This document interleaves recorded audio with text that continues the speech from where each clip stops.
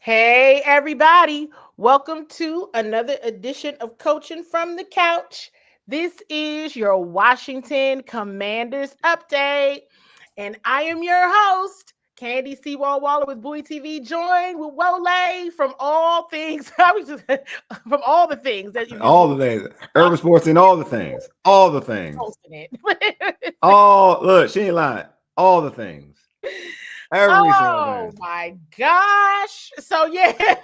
Everything. She's not playing. You let me go ahead and get really into housekeeping items. Okay, this is a live Bowie television recording. Everything we say and do here absolutely shows up on Bowie television. If you have not cut your cable, you can find us on Comcast channels 190 and 1097. I hope you all are subscribed to our YouTube channel as well. You can follow me on @CWall SC, follow Bowie TV Sports, Bowie TV all over the place. Wole, you can follow him. You're probably here through Wole. No, you're for everybody. No, not just everybody. me. Not just me. Everybody. And so we started doing this a couple weeks ago. Because it was just good conversation. And so with the urban sports scene, and then I joined the All Burgundy and Gold Everything show as pregame on game days as well. So if you all are watching on Facebook, make sure you hit that love button and share this show with your Washington Commanders loving family and friends. Maybe you don't love them right now, but maybe you don't like them right now, but you still love them. I don't know. Yeah, and if you're watching through YouTube, make sure you hit those likes. Make sure you still sharing the link around. We do accept super chat, super thanks, all that good stuff. Similar to last week, like I said, this is live. And I just switched it up on Wole because I was like, I'm not doing clips because we got a lot to talk about. But then of course I got into the clips and was like, all right, kind of do need to do clips. Yeah. For some of the conversation that we need to have. Yes, there was some breaking news. Literally, that's why we were late. Yeah, facts. Breaking news on Frankie Louvu getting suspended one game, as if the Commanders needed to lose anybody else. Frankie Louvu getting suspended one game for committing his third hip drop tackle on the season. Last week he was fined $46,000 for a hip drop tackle against the Chiefs. It happened again on yesterday. He has been suspended one game. So we'll get to that in a moment because I'm like, how? Okay, this is TV. This is what happens when you have a plan and you have to pivot. But I think with that happening, it aligns with some other things that, yes, we got to talk about and is a huge concern with the team. This is a lot, you guys. So, all right. Wole is, so I think we're going to do a couple things. If you have questions, Wole, we're still going to star them. Yeah. Try to get to as many questions as we can and go through clips. And then we're going to do what you did last week, right, Wole? Yeah, well, yeah. Also, if you got a question for Candy about what she saw, at the game and maybe after the game and maybe getting, the temperature of the players after that hard game to watch for fans. And I'm sure a hard game to watch for reporters. If you have any questions, we'll put the link in the chat and you'll have like a minute to ask Candy that question. So, we'll put that link in the chat and you all could be on camera and asking Candy the questions.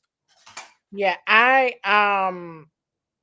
am looking at my messages. And I'm sorry. This is what happens when it's live. Okay, because the league did send out. Now I'm gonna just read that to y'all. Yeah, You're really gonna have to hit the love button and share this and like and all that. Because I'm actually reading straight up the NFL statement, and you should my dismay of the subject title: Frankie Louvu suspended one game. Wait, that's our Frankie. Wait, who? I know that guy. What are you talking about? It says Washington Commanders linebacker Frankie Louvu has been suspended without pay for one game for repeated violations of playing rules intended to protect the health and safety of players, including during Sunday's game against the Seattle Seahawks. During the first quarter of the Seattle-Washington game, Louvu violated Rule 12, Section 2. Y'all gonna make me put my glasses on. which states that it is a foul if a player uses the following technique to bring a runner to the ground. A, grabs the runner with one or both hands, or wraps the runner with both arms, and B, unweights himself by swiveling and dropping his hips and or lower body, landing on and or trapping the runner's legs at or below the knee. This is Luvu's third hip drop tackle of the season. He was previously fined for actions in week 4 and week 8. Luvu will be eligible to return to the Commanders' active roster on Monday, November 10th, following the team's November 9th game against the Detroit Lions. Under the collective bargaining agreement, Luvu may appeal the suspension. Any appeal will be heard and decided upon by either Derek Brooks, Raymond Foster, or Jordy Nelson, the hearing officers jointly appointed and compensated by the NFL and NFLPA to decide appeals of on-field player discipline. You all got that straight up from my email from NFL Communications. Okay. The pause, because of course, is can you trade a suspended player? I doubt that's going to happen. I get the frustration, though. I get the frustration. Yeah, I understand the frustration. But I mean, if anything, that should just be more frustration of like this season is just not going well. And this it's almost like an indicator, right? Like the stars are just not aligned. There are no stars. There's no stars. It's black. It's dark. It's clouds. Because really, and what's interesting is they haven't been flagged. That's the interesting part, right? You've been flagged for these players. So what is? I got a lot of questions because it becomes a. Is there something going on where they're just not understanding what the penalty is or something? Because why aren't they getting flagged? Yeah. Or why isn't this being taught? I mean, it's hard. It's hard to stop. This is the way they've been playing football their whole entire lives. It's just like, well, what are you doing? Like if you're literally making this and you've done it 3 times already this season, why hasn't it been corrected if it's being acknowledged? And thank you, Shelly, for reposting the stream. I appreciate it, Shelly. Shelly, you awesome. Shelly, you awesome. You're so super awesome, Shelly. Thank you so much. I'm in shock. I have just been in shock. Can I get out of shock? Can I get out of shock? I don't think that's gonna happen anytime soon. I don't think it's gonna happen. And it's almost like I gotta keep going because it's like it's my job. I have to. But it's also like, oh, is this really happening? Is this really happening, you guys? Because you know what? Wow. Okay. All right. Y'all are seeing a live reaction. Yeah. So, that's okay. That's crazy. All right. Okay. So I would say choose your own adventure, but we have to have an agenda. Yeah, I got you. And you gotta have an agenda. And so let's start. Okay, we started with Frankie's suspension. And so we have started. The show has already started, everybody. We're here. We're here. I'm like, wait. Okay. Jayden's injury. Yeah. Let's start there. Let's start with the injury news. Marshawn Lattimore out for the season with a torn ACL. Luke McCaffrey, a fractured collarbone, still uncertain of his timetable. Jayden Daniels, a dislocated left elbow, still uncertain of his timetable. And there were several other players that went out for various reasons. In yesterday's game, Quan Martin, I have the list somewhere. Well, you know I do. Yeah, Quan Martin, I think it was a hamstring. Game day Trey Amos, a hip. Eddie Goldman was evaluated for a concussion.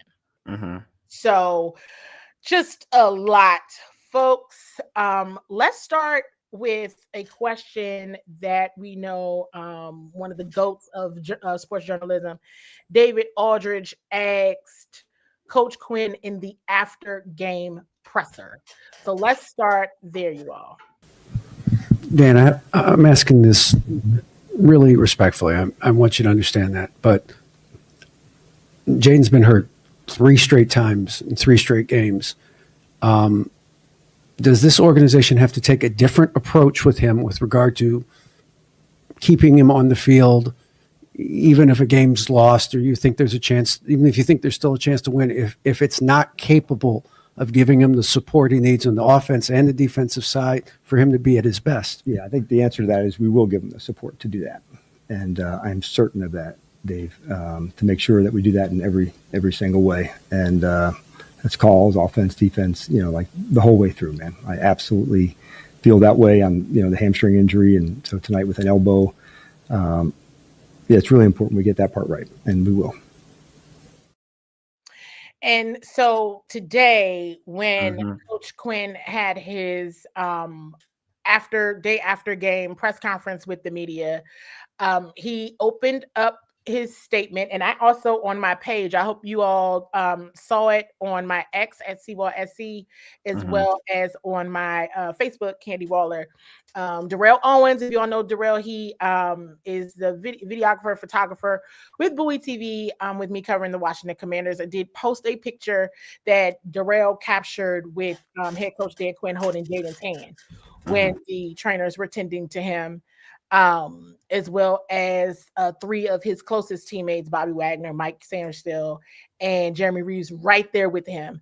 So check that picture out. I'm going to play the opening with DQ's press conference, and we will check back in on the whole injury.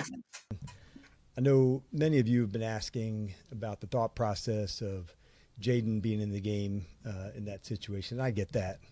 I've been thinking about it, honestly, nonstop too. And, for me, the answer is, man, I missed it. But I would, I'll fill you in on my thought process. At the start of the fourth quarter, I guess it was probably like 12 and a half minutes left in the game. And that was going to be the last drive for a couple of guys, Jayden and Zach and Debo and LT. And so we weren't going to have any read run plays, and meaning no carries, for the quarterback on a run. And honestly, man, that's where I missed it. Of course, he could scramble. It's Jayden. It's what he's special at, and that is 100% that's on me. And I also said last night in the presser to our fans that, man, did we miss our mark as a team. And with that performance, we need to fix it. They created an awesome environment, at the stadium for the game, and that fix needs to be done now. So just wanted to open up with that and get started. I'll also give you some other injury news. We'll confirm Jayden dislocated his left elbow. No timetable on that right now. Still gathering the information. Marshawn had an MRI today and confirmed an ACL injury for him. So that will knock him out for the season. And Luke fractured his collarbone. Still working through the timetable for that, but that'll definitely knock him out for a while. So tough night on the injury front. All 3 of these guys are absolutely elite competitors, and they mean a ton to our team for their play style and what they represent. So all that said, we can get rocking with you guys, but I felt it was important to fill you in on the beginning with Jayden and thought processes and missing it. And that's me.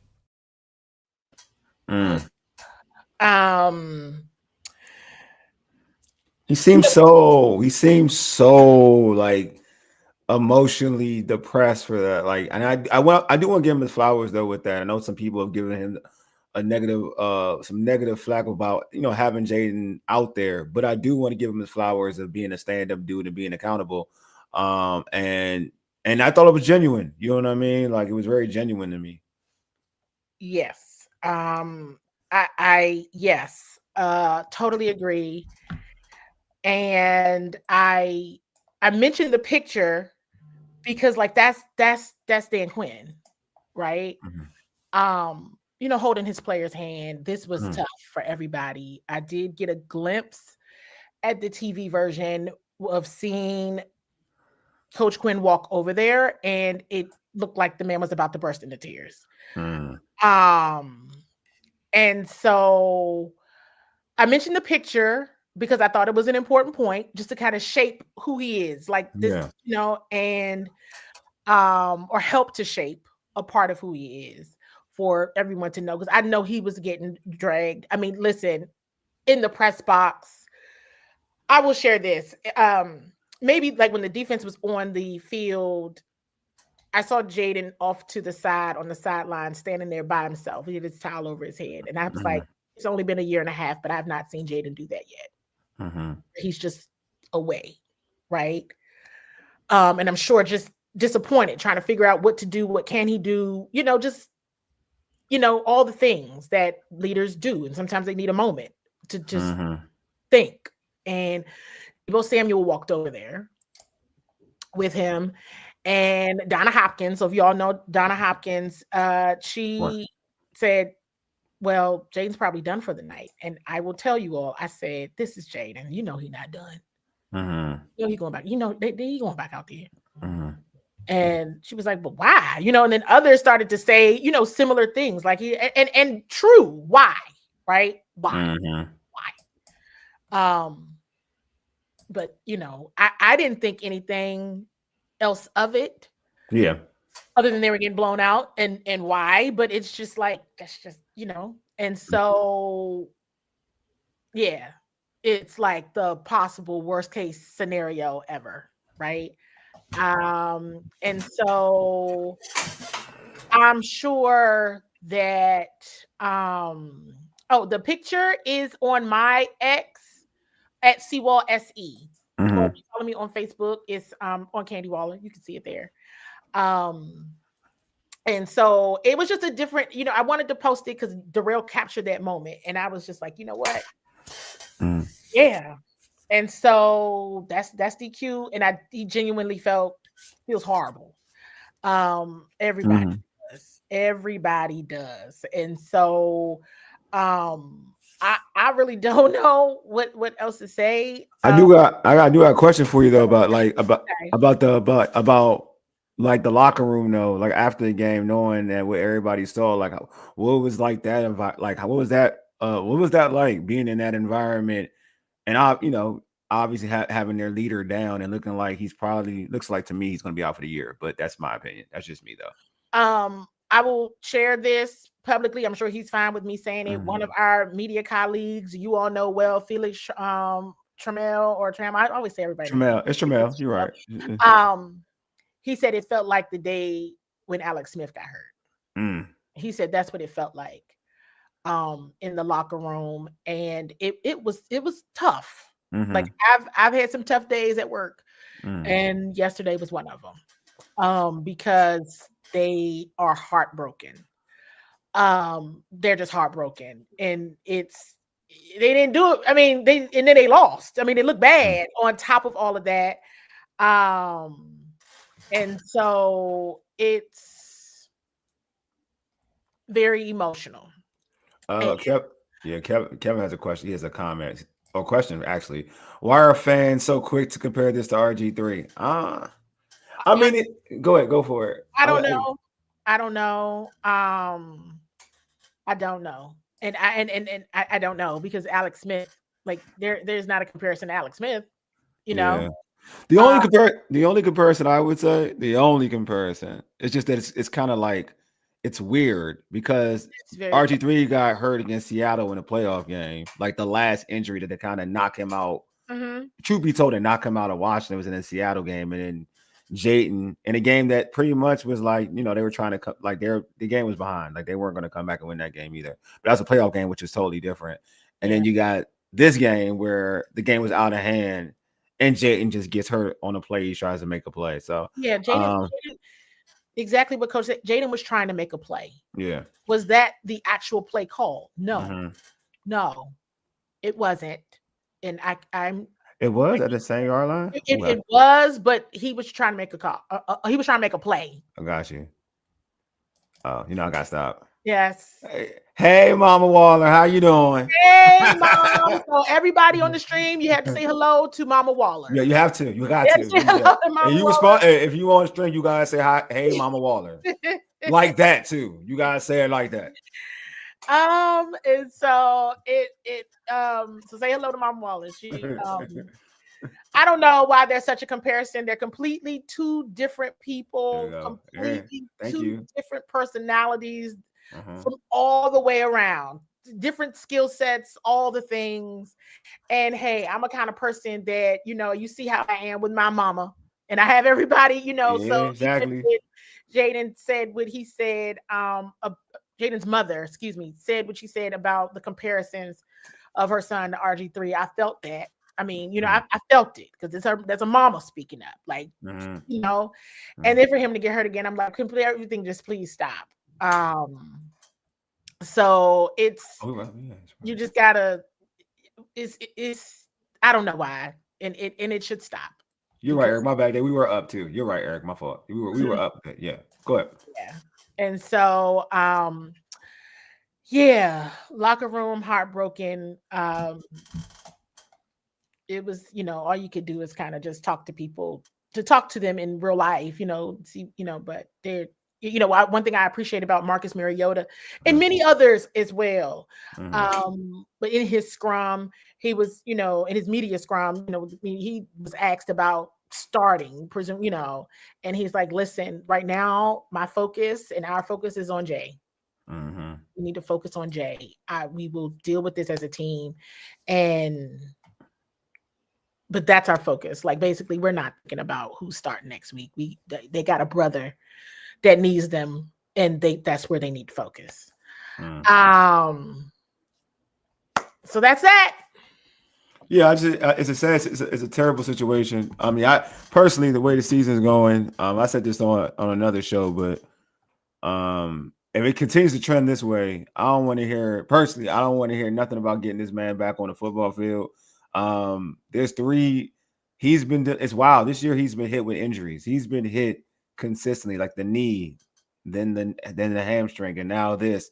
If the season tends to go a certain way, just like chalk it up the next, and just work on having him healthy for next year, totally healthy next year. I don't need, if you do bring him back, it's because they're about to get into a race or something. Other than that, if they're not in the race, there's no need to have Jayden Daniels back out there for the and he has to be 100% healthy. He can't be anything. It's got to be those 2 things have to be together. They're in the race and he's 100% healthy. If neither of those things are happening, he should be sitting out this year. Period. And you think about the injuries overall. We're going to get to that in a moment because it's an important point. Shelly's like, did they all happen from a hip drop tackle? The last injury was. That's the thing, right? It's like Jayden's injuries. I'm like, well, nobody's hip drop tackling him. Like, what's going on? The only hip drop tackles that's happening in the league right now, because I think this is the first one that's been led into a suspension.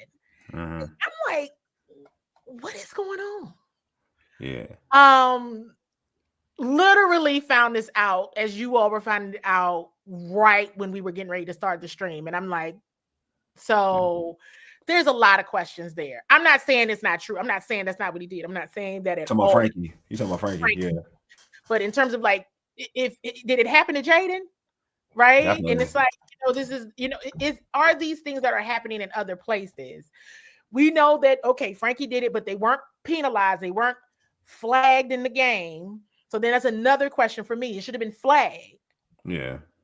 Why weren't they flagged? So it's just not saying that the flag has to lead to the fine or whatever, but they should have been called in all of that. And then my bigger, probably most rooted question was, and if this was a thing for him, why didn't this get addressed via coaching? Yeah, because I know this is how the guys play. They've been playing this way their whole entire life. So I understood that it's a change in how they move naturally. But if it is a thing, it should have been addressed for sure. Because as much as they have going on from an injury perspective, then you're losing another player, you're down another player because of a suspension. And it's been happening. So I'm not trying to play everybody else does it, but the thing of it is, if you something, I had a lot of questions. Yeah, you asked him. You said when do you want to read all some of these questions? You want to keep going with the clips first? Let's go with the clips because Mike, I'll get your question later. Mike. I want to talk about a question that Coach Quinn was asked last week by Natalie Spatula from ABC7 about the team's identity. And then I want to get into a question that I asked Yeah. Jay. So we're going to Right. go in that order. Gotcha. Coach, you touched on identity last week and mentioned specifically how you don't think the team has turned the corner on that quite yet. Are you Correct. seeing aspects of that identity progressing despite these recent losses? And is there an element of surprise or shock that we're now in the halfway point of the season and that's not completely established? Yeah, it has to be the whole time, you know. And so I thought, man, like the energy and the toughness to come out on the early parts, I loved it, and it felt, you could feel it, you know. Like I know what it looks like. There's not a number that I put on it, but I know what it looks like and feels like. But it does have to be the entire time. And there was parts of the first half I liked. There was a 2-minute on offense, went down, got points, defense got a stop to go in at the half. We missed some chances, but I liked what that looked like. But the race isn't, it has to be the whole time. And so that's what we're chasing after.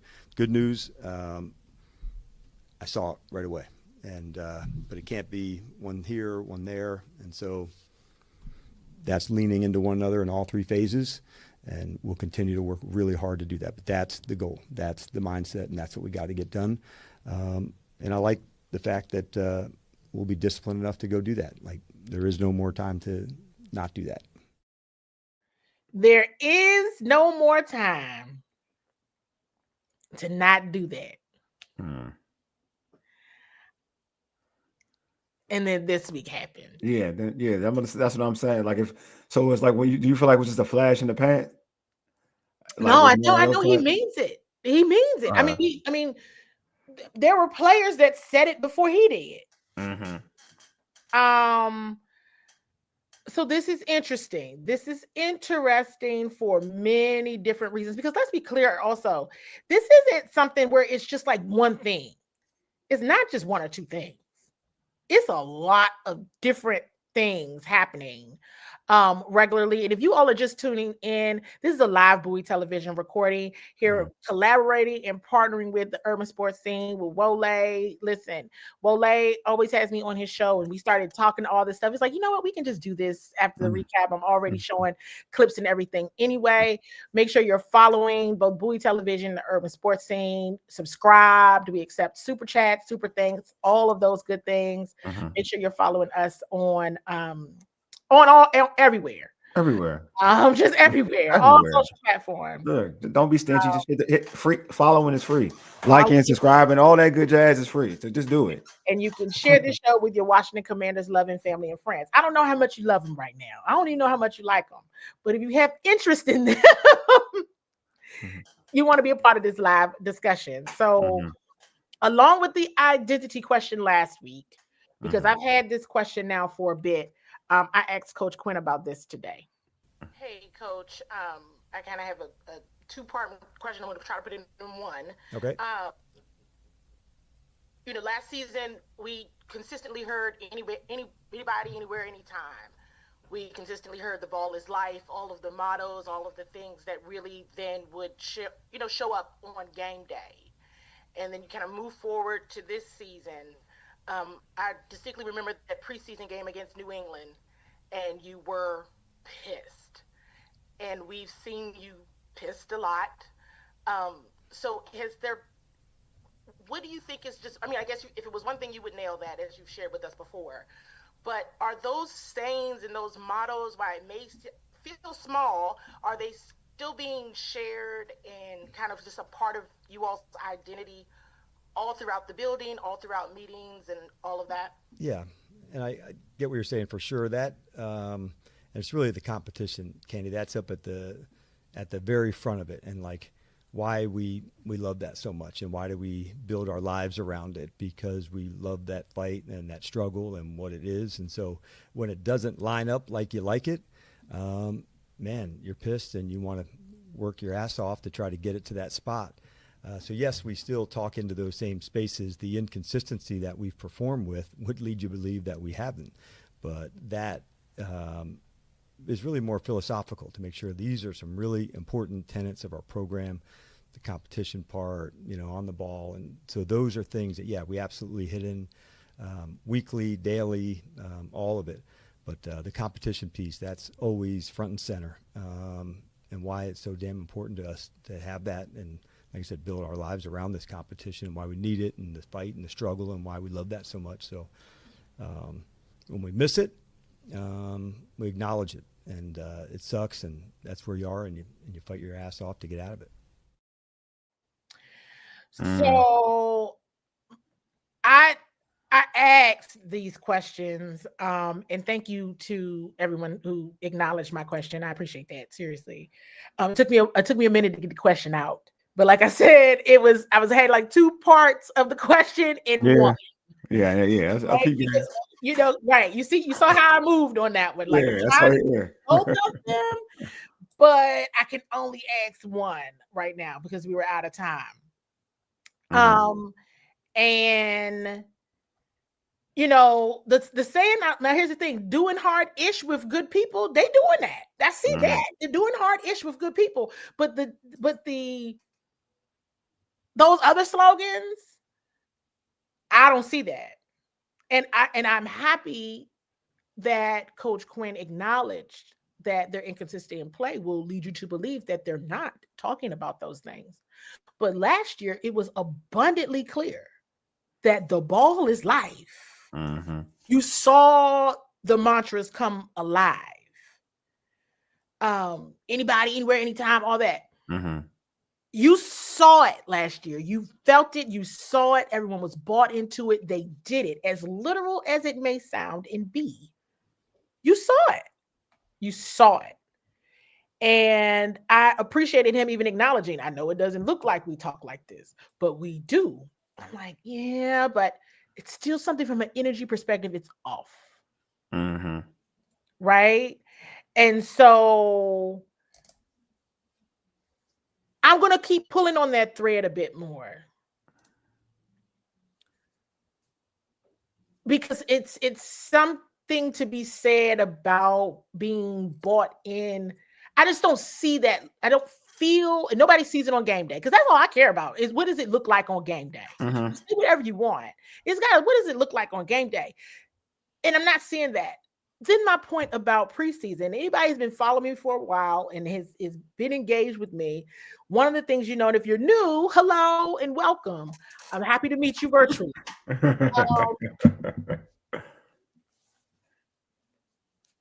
If it happened in preseason, you shouldn't see it in October. And you absolutely should not see it in November. No way. No how. Dan Quinn was so mad in New England. And I remember a lot of conversation was, well, the starter's not playing. And I said it back then, and a lot of people didn't agree with me. Oh, you're taking it too seriously. Oh, this is in the third. No. Because that's part of your identity, how you just showed up on that football field. I don't care who it is. That is part of your identity, and that is how you showed up. And very true. Yeah. Most of the starters, if not all, were not playing that night. But identity and swag and certain things, it is what it is. It wasn't there. He was mad that night. Mad. Coach Quinn been mad all season now. Now he's been mad all season for the exact same thing he was mad about that night. Sure. In preseason. Yeah. I understand organizational culture. I understand that very, very well. So what isn't resonating anymore? What isn't translating anymore? Because it wasn't an issue last year. It was not, you all. It was not. So we'll have to see, because what are the things that could have happened in that short period of time where everybody in the coaching staff, they all stayed together for one purpose, to finish what they started last year. That's what they all came back. I want to keep, many people had opportunities to do other things and go elsewhere. It was, let's do this. Let's run this back. And it's just something, I don't know. And again, I appreciate Coach acknowledging. I know it doesn't look like we say it. No, it doesn't. It doesn't look like you're saying it at all. And that's just everything from what you see visibly to what's on the stat sheet. There's nothing looks like that's happening at all. But if it happened in the preseason and it's happening in November, something's wrong. So more to come there. We keep pulling on this thread because I believe, and I truly believe this as a reporter, as a journalist, as a storyteller, as a person tracking and doing investigative reporting, that is something. There's something there. I don't know what it is. I'll get to the bottom of it at some point, hopefully. But there is something there for sure. James Roundtrees had a question. He says, when so many players are playing poorly, it's ought to make you question more than the players. Do you think that's the case? Like, when their players are playing bad, it's more. Do you think it's just more than players? I guess he's trying to say, is it coaching as well? I mean, this is something that we've been talking about, right? Yeah. What came first, the chicken or the egg? But the challenge is it coaching, is it scheme, or is it the players to execute? Because these opponents are different. Yeah. This is a different brand of opponent. Everything is different. While it might be the same team, the coaches, some of the same players in some instances, your opponents are different and they're playing you different, rightfully so, based on what you did last season. The challenge then becomes, if everybody else is adjusting, well, then why didn't you? Yeah. Because one of the things that I've been saying is you could be the hunters all day, but that don't mean you don't know nobody coming to blow your house down. You know they still coming. You know they still coming. You can still be the hunter and know you're getting hunted. The level of proactivity of just adjusting, knowing things are different, players are different, coaching staffs are different.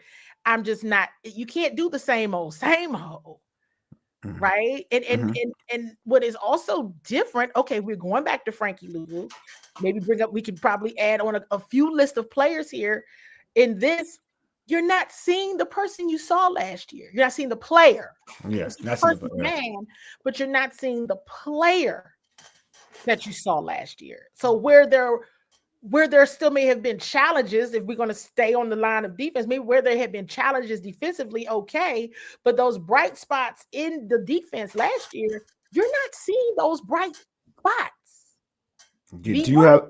Yeah, I'm gonna ask. Do you have a clip about the other thing we found out in the presser with a change? Because there's a question about somebody, so I want to make sure that lines up. Yes. Mm-hmm. And speaking of defense, since we're speaking about defense, I'm looking at these questions. Ooh, these but I'll think of a classy way to address. I ran out of class, everybody. I ran out of class because this is had to require a lot of class here lately. Yeah. Oh, it has a lot of class. It is taking me down a little bit. I didn't ask any questions in last night's presser, and to be transparent here, because y'all know that's one of the things I like to do is show up authentically and be very transparent with you all. When I tell you I sat in the back of Coach Quinn's presser, where the Bowie TV camera is, you know where that little stage, I call it a stage, in the back, Wole. I know exactly what you're talking about. Back there. Yeah, I know exactly what you're talking about. Press conference room, and I was like, where am I? Okay, I'm in the all right. I'm just gonna sit back here. No, I get it. I know exactly where it's at. One of my data collection methods, which is observation. I'm just gonna sit back here and look. I'm like this. So yeah, I asked Coach Quinn, and this might be to James Roundtree's point, a little bit. I asked Coach Quinn a question last week about communication. Okay. So hold this thought. This is wrapped up in use your clues as well. So the thing about preseason, think about identity, all the things that I'm touching on you all is all a part of like something I like to do to call use your clues. Okay. But I asked Coach Quinn a question just on Friday about the miscommunications on defense. At that moment, I was talking specifically about the secondary though. Check this out, and then we're going to get into a couple more clips. Okay. Last week, I had asked Coach Witt about communication or miscommunication, what had happened in the past, and he mentioned the loss of Will Harris. But since then, have you seen any things you still want to be working on in the secondary in terms of communication, or are they kind of hitting the mark there? Yeah, it's a good question, but it's a loaded one for me because, like, I always think there's another place to go. And the reason I say that, there's pre, there's post, how do you go? And so we limited some calls just in our overall volume. And part of that was just so we could process faster. It wasn't that they weren't able to handle it or any of those things, but just a little bit less to go a little bit quicker and where we could just really go. And I saw that last week. That was the first time that we really trimmed that down. And so that's what I want to see better. I always want it really high, pre, post, the communication. And we're growing in that way, but taking some out I think also helped. Some calls require more communication than others. So I wanted us to have vision, play quickly, and if we can do that and we can tackle better and create some takeaways, that's a surefire way to, to start playing better. So I appreciate him telling me that it was a loaded question. Because it was. Mm-hmm. Because I wasn't seeing where it was different or improved. Yeah. Mm-hmm. Right? So, and one of the things I want to do is I'm going to ask a question because I don't know everything. And if I do, that's a problem. We got a bigger issue if I know everything. Mm-hmm. We got a much bigger issue if I know. So and that's not me throwing shade at myself. I'm just saying I'm not like the smartest person. You know what I mean? It's called being humble. It's called being humble. Humble, and you respect the positions. They are exactly. Respect them. And so I'm just trying to confirm. I'm trying to see something. I'm trying to figure it out. Okay. So keep in mind that question that I just asked. Okay. Yeah. Today, John Keim asked this question. And then two, the defensive struggles have continued for a while. You said you'll look at everything. Are you at the point now where you're considering any changes with your defensive staff at all? No, I was, honestly, the three TDs that just burned me up on the second TD was like a 3rd and 8. We doubled Smith-Njigba. We got beaten man-to-man by a different player. The 3rd TD was the first play after a fumble on a kickoff return. I believe it was right around 25, 26-yard line. It was man-to-man on a seam route, so those weren't confusing calls. And the toughest of all was a cover 3, the 4th TD. The quarterback got caught up on a run fake, ball over top. We also missed a tackle on that play. So the executing, man, John, it's players, it's coaches, it's all of us, man. And we're capable of playing these calls and playing them better, and I'm certain of it. My belief in the players is high, and the staff is high. We've got to get this job done, man. It's it was extremely frustrating, and we're gonna look at everything, man, to make sure, like, whatever we need to do to play our best, we're gonna find a way to do that. Then next, JP Finlay asks Coach Quinn this question. Mm-hmm. Hey, Dan, I know you said no changes coming on the defensive staff, but what about moving guys around, maybe bringing Joe Witt down to the field? Any of that under consideration? Yeah, you might have some insider scoop going on there, JP. We are going to do that. And so Joe will move down from the press box onto the field this week. And we're going to dig in hard on changes we can make, to make an impact and make a difference. And that's one that we will do.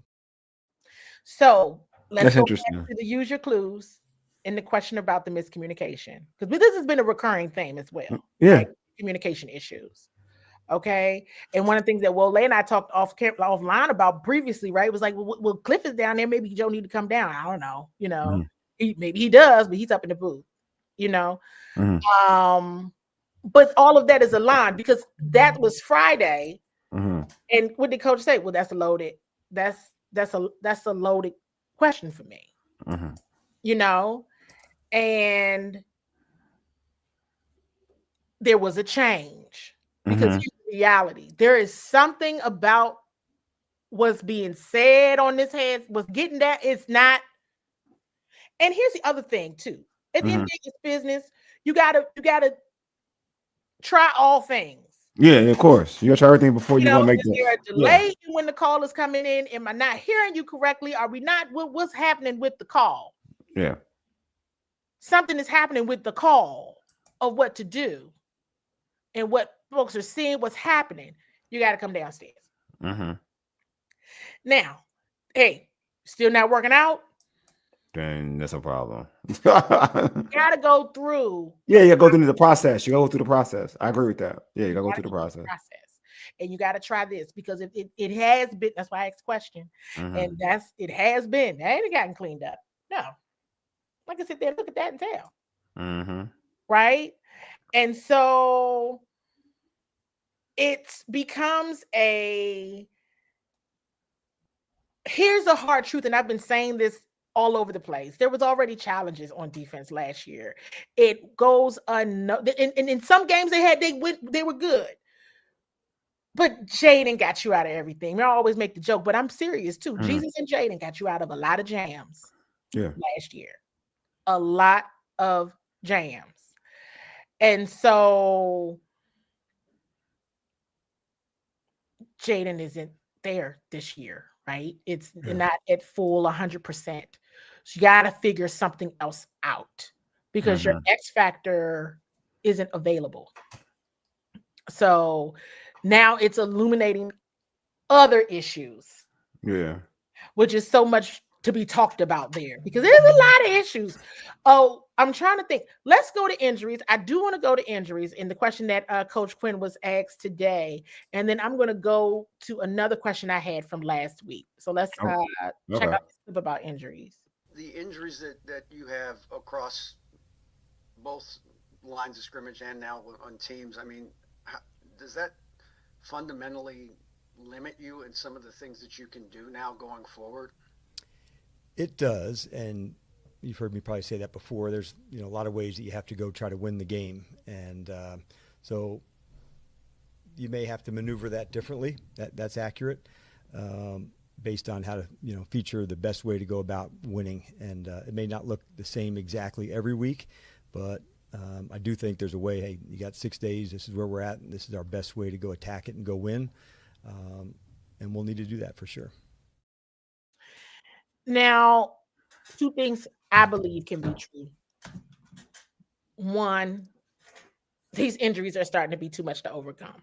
Like it's just, I don't even. And another thing that I said in preseason, and I know it wasn't necessarily received at the time, but I said, well, I sure hope no one gets hurt.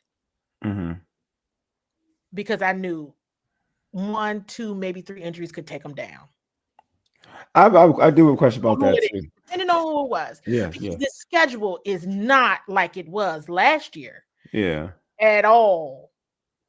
And again, you get played like how you played last year. People showing up for you. They showing up big on you. And they should. And so I do believe there's two things that can be true. The injuries are too much are starting to be too much to overcome when you and that then leads me to the next point that I believe is true is there were opportunities to change some things from a game planning perspective and a strategy perspective and a scheming perspective that weren't done. And now the injuries are still mounting. Yeah. And you're getting further and further away even from 500. Yeah. One of the things that is mounting, and I feel like it's something that is kind of flying low under the radar. My question last week to Coach Quinn also was around the offensive line. I was talking specifically about the right side of the line in this question, but it leads me to another thing that I think is really flying under the radar here. Check this out. Hey, Coach, going back to the offensive line, with Sam Cosmi back, what have you seen so far from Sam Cosmi and Josh Connolly and their kind of, working together out there on game day? Yeah, and that's it's a great question by you because those were the ones I was hoping, could we get more time, more communication, more things together. It's combinations, it's, working side by side with somebody. So yes, they've done it in the meetings, yes, but I really felt when Sam got back on the practice field, that started to ramp up more and more.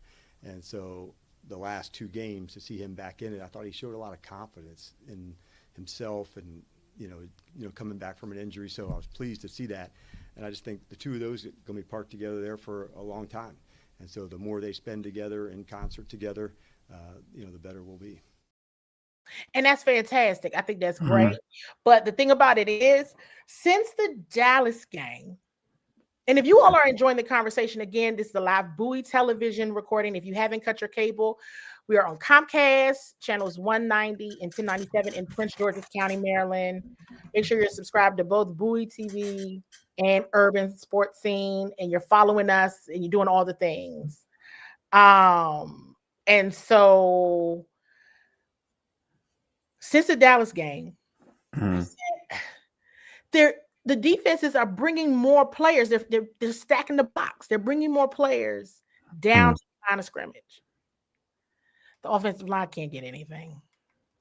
And each week is getting worse. And against Seattle, because Seattle is very, very good. And they were as advertised. And they didn't even need all those defensive. They didn't need all that. They were still beating everybody with just 4 or 5 defensive linemen, like a 4 or 5. They were still beating them. But when you're stacking that box, you're trying to get to the line of scrimmage because that's where your X factor lies, because you feel like there's no threat out here. On the outside, yeah. There's no threat out here. So I think that challenge is flying very low under the radar. I know I've mentioned this as well about the running back room. Now, I said this on All Burgundy and Gold Everything pregame, so make sure you all are locked in with the pregames and All Burgundy and Gold Everything as well. I'm on there an hour before kickoff. She sure is. Go for it. So yes, and yesterday was a day I was just brutally honest. Yeah. Right. But everything I said came true. I said, listen, the Washington Commanders could do everything right and still lose this football game. The Seattle Seahawks are that good. For real. Okay. But it's one mistake, one thing that turns this thing down the tubes, and it's going to be a very long night. This could look bad. This could be very bad, is what I said. It could be very bad. And I was like, I know this is like, hey, I don't know if I'm not the person to come to for hope. I just come to the truth. The truth. And sometimes I give hope, but the hope has to be sold separately. Yeah. I made that decision after the Dallas game. Like, okay, all right, I know where I am. Okay. And how I have to view this. And so it's tough. It's a tough road. But going back to the offensive line, going back to the running game, if there was ever a game that your running game probably wasn't going to be as successful, it was against the Seattle Seahawks. And that's probably why you needed to leverage it and do it more against the Bears, the Cowboys, and the Kansas City Chiefs. But I do have a question about that, because everybody going into that, I talked about this yesterday. Like, this team, when this team is constructed, it's always been predicated, even with Jayden Daniels, as a running team. Like, that's been like an identity. They are a running team. And when you start where there is a sense of you want to be, and I had Donna on on a preview show, and Donna, her key was, for them to win this game, Washington has to be bullies, right? You have to attempt to be bullies against a team, to, like your point, a team that does stop the run and do all of that. But they came into the game, in terms of the offense, a lot passive. And I mean passive, not even passive of passing the ball, passive of they started the game throwing the ball 7 times in the game. And you said this during the offseason and whatever, that this team loves their running back room. And when you go into a situation, we know this in any type of fight in life, where I don't care how tough you are, if you're going against a bully, you don't back down. You don't say, because you're great at what you do, I'm not going to attack you. I'm going to go at you and see what time it is. I'm going to see if it's real. I'm going to feel the fire. I'm going to see if it's real. I'm going to try. Like, I'm not going to go here and say, well, yeah, you're number 1 against the run, so you know what? I'm just going to go past, because I'm scared that you guys are going to stop our front. So again, it goes to a point where it's supposed to be a strength of your team, because you told it, not you in general. You know what I mean? Like, coaches said this in general. Like, we love our running back room. We feel like that's one of the strongest units we have on this team. You're missing receivers, so why not lean on your strongest unit on your team? Why not try to? And when I say lean on your strongest unit, why aren't you? It doesn't just have to be Bill. It could be Chris Rodriguez. It could be Bill. It could be McNichols. It can be all of them. Why not do that instead of saying, all right, we're going in this game and we're just going to throw the ball. We're going to do read option with Jayden all the time. We're going to do all this. And you said that, like, we've seen it. Like, the complaint is we are missing receivers. Like, all right, well, lean on a strength that you said that this is a strength of yours. You said this is a strength. Why not lean on that? Right. It's constructed as a running back by committee for a reason. He said that was intentional. Yeah. That's what you want to do. That's your most healthy position group. Yeah. Yes. That's your most healthy position group. Let's be clear. Debo's dealing with the injury. Yeah. Yeah. Okay. So I mean, he's still Debo. He's still, tough as nails, even with the injury. Yeah. But let's be for real. Like, go make them stop the run. Yeah. Now, there's already the challenge from the previous weeks because I didn't feel like they utilized it, and I felt like they really, really, really could have utilized the running back by committee model. But you also have to. Keep on. I'm sorry. Got super chat. Appreciate you, DC Slim. Says question: Does it look like the players respect cliche Dan Kangaroo Cliff and prevent wit? You know more than I. In terms of they respect them, you know more than I. But I appreciate you, DC Slim. I appreciate you. Players love Dan. Okay. Players love Dan Quinn. Players want to come here for two reasons.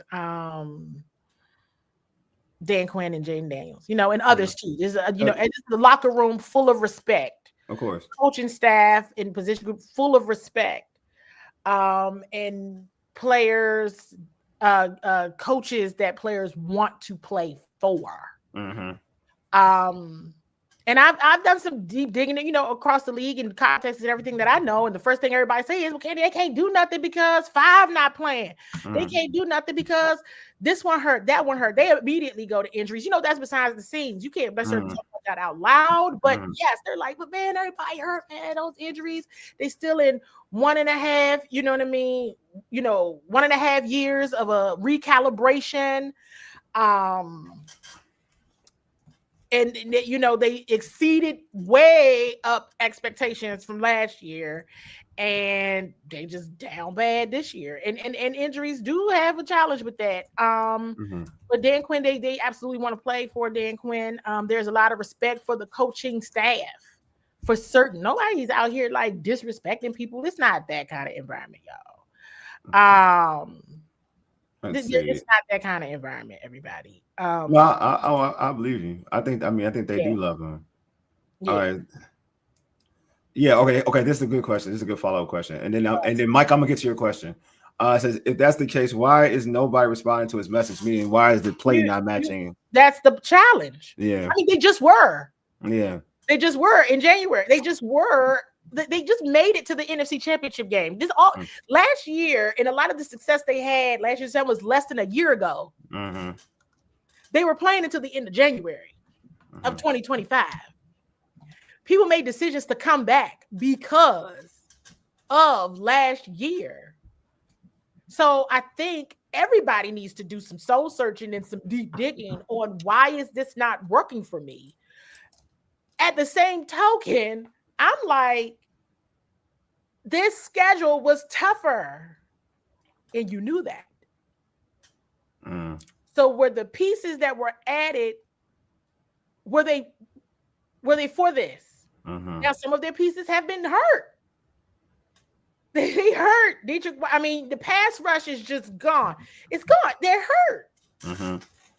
You've already gone through where it was like, where's the pass rush? On the IR.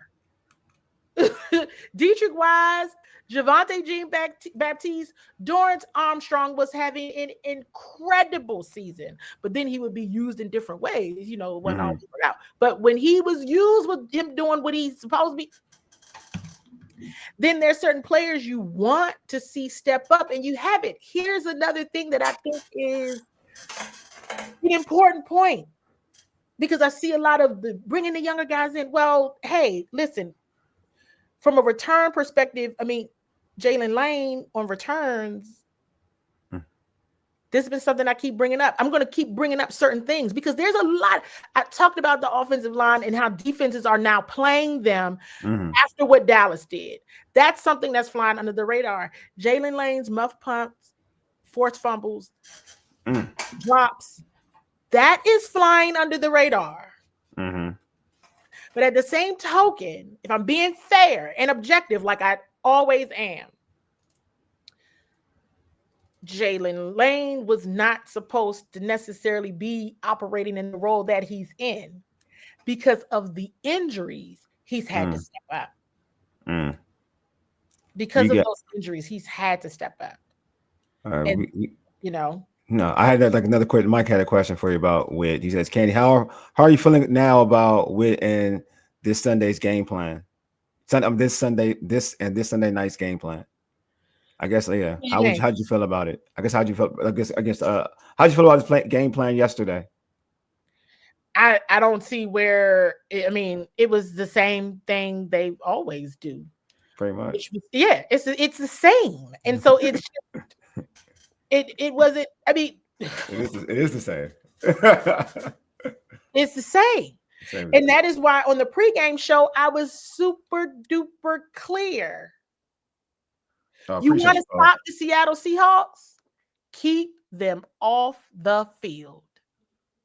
For me, it's really that literal. You want to stop them? You're going to have to run the numbers up and keep them off. I said, this is going to have to look like the Detroit game. I don't care how many players was injured. Doesn't matter.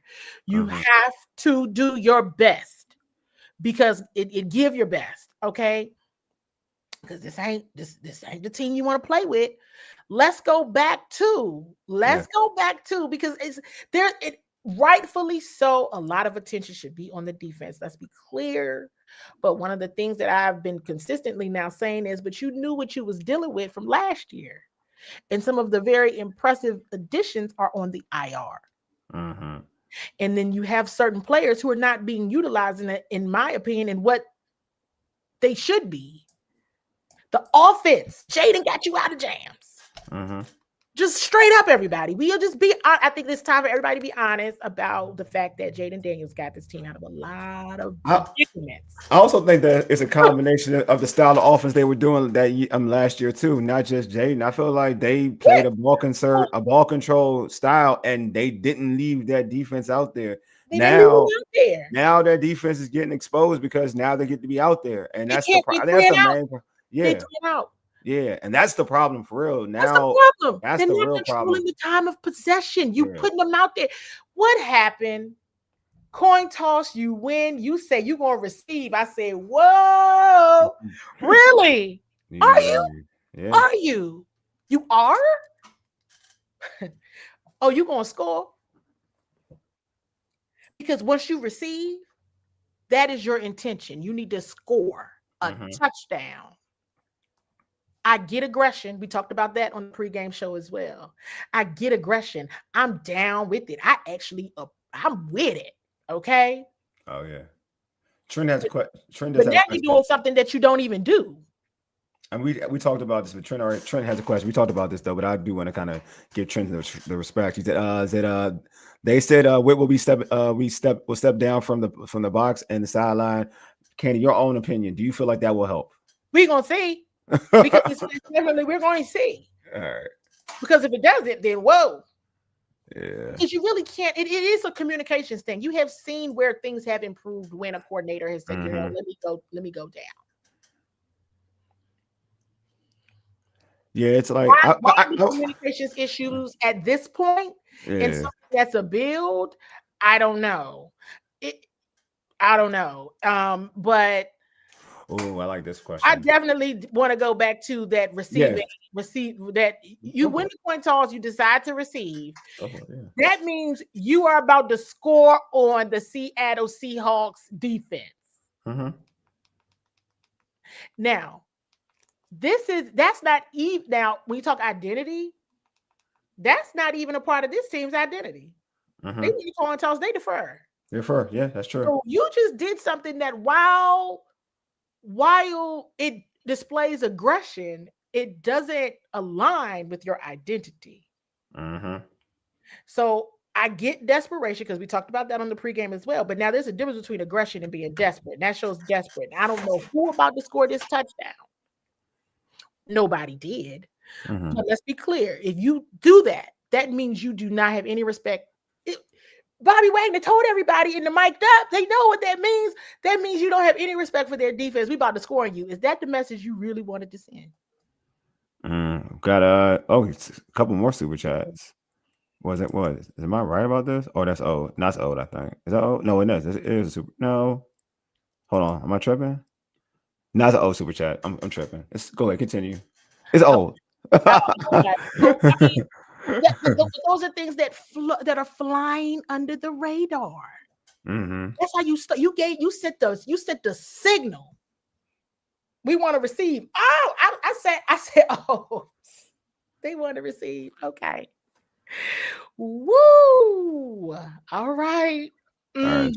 And it's kind of so you got to be firm when you make that decision. When you make that, you going for the end zone. Mm-hmm. And I don't think everyone understood the magnitude of that decision. Oh, you want to receive? Oh, that means y'all about to score. No, not at all. You're not. And that bothered me. Because I was. It did. I want aggression. I would like to see aggression, but reality. I'm not saying it's because that wasn't aligned with their identity. Gotcha. Oh, okay. Oh, I looked at it like, I think I looked at it like personally. I was like, all right, they know their team. Like they know their team. They know they need to be in the lead. They need to get a lead to help this defense out. They need to get a lead, but you got to be realistic about whether or not you were going to be able to execute it. I mean, I feel like so it goes to this question then too. Then if that's the case, it goes to the question of, all right, Cliff, like what's happening? Like I'm gonna ask you this question because I've asked this. I might have a question. I think I might have asked him something about that last week. Ain't no telling with me these days. Because I do got a question because I can't go this route. If I do have a question I can ask you about Cliff. It's more like, all right, has Cliff come into this season with the same type of zest that he did last year? What I mean by that is Cliff looking at the end game other than like trying to worry about the now? Because I don't see the same type of the end game, like the end game of, all right, because everybody knows he wants to be a head coach. I mean, he said this in like pressers or whatever. He said this. I think he said it last year. That he still wants to be he wants to be a head coach again. And is he more, last year he turned down some gigs, but I thought those gigs weren't good for him, to be real with you. They weren't ideal. They weren't ideal for success, to be real with you. They weren't. So I was like, all right, I expected him to turn those gigs down. Personally, I expected it. But this season, I feel like he's calling it a different way compared to last year. And it's almost this is me. I'm not there. I feel like it's more like trying to showcase, all right, I can do this and I can do that. I'm this type of coordinator. I'm like this mad scientist rather than hey, you know what? Let's just get the best game plan to win this football game.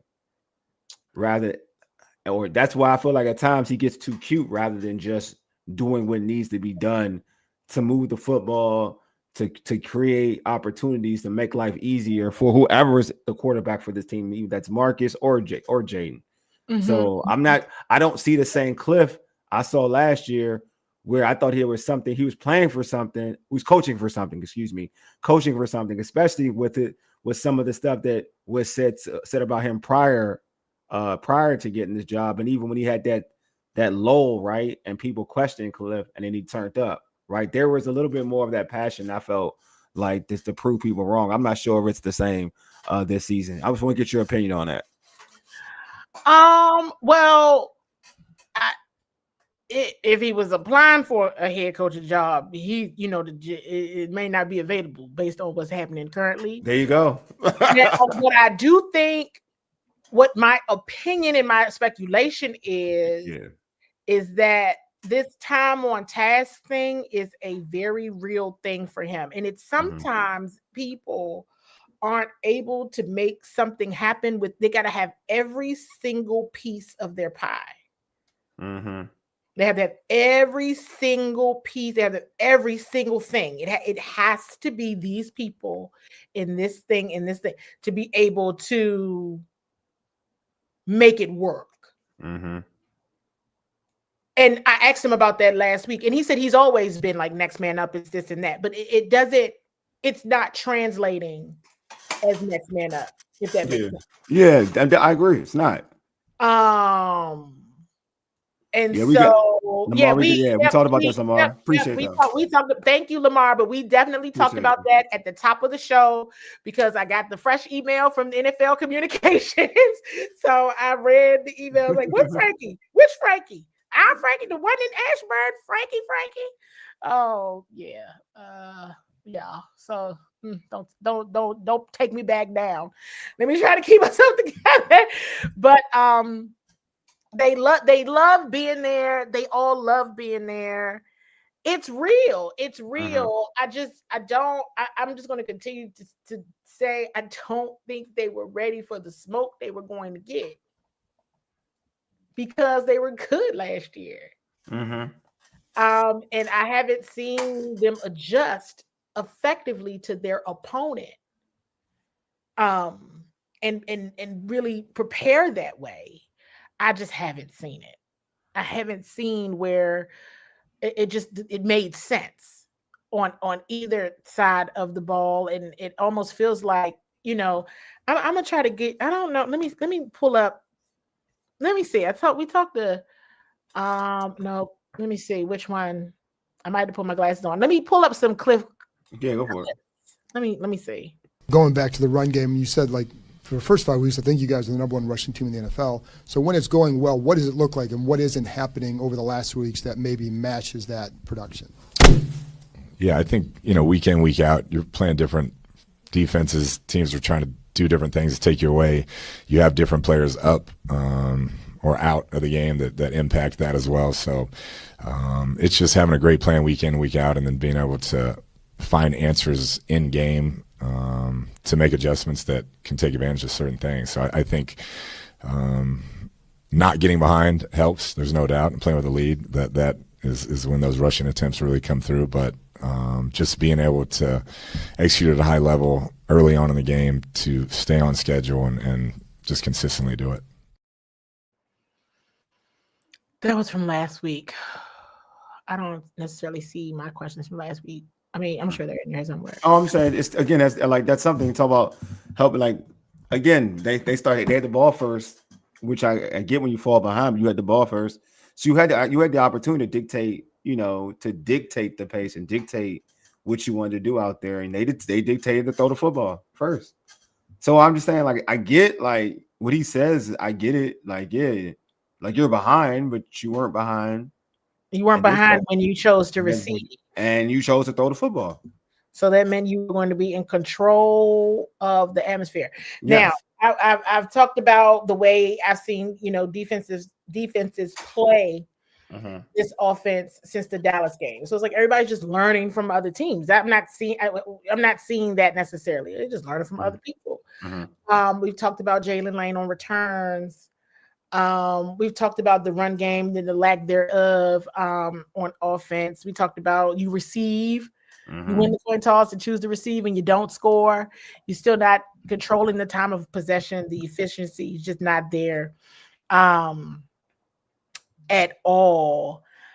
And I think the hard truth is they got a major issue at wide receiver. Your wide receiver's out. Yeah.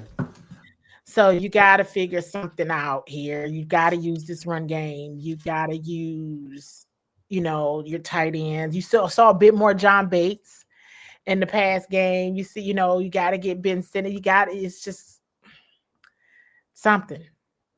something. Yeah, you Now, gotta, the point of the creativity. Now, this goes back to mad scientists versus just common sense or logic. You know, sometimes it's being way too creative or too, like, you ain't had to do that on the 4th and 1. What we doing? Yeah.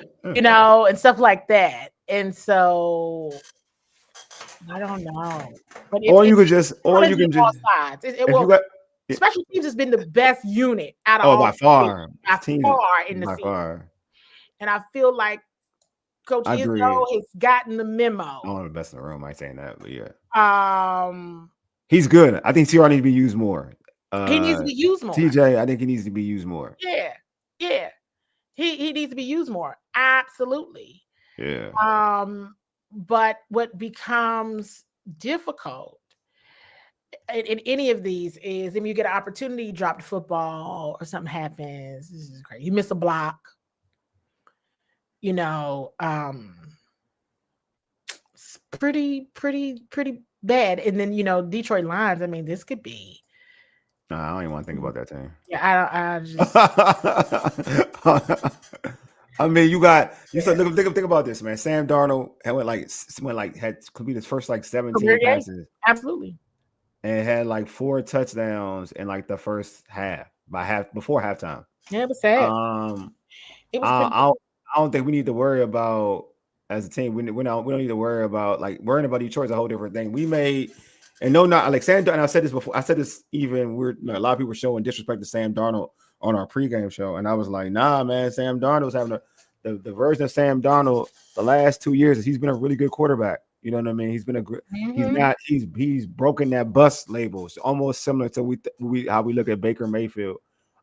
He's kind of almost he has rebirthed his career right now. You know what I mean?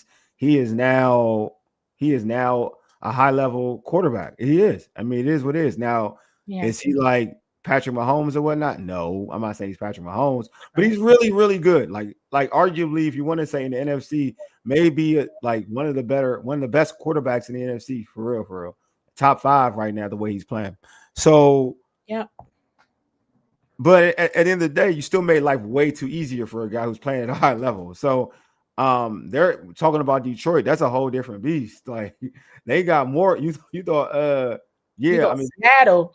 You thought Seattle had weapons. Detroit got weapons. They got weapons. They got 2 running backs, 2 receivers, and a tight end. They got everything you want on the squad. Everything you want. Yeah, so got everything you want. I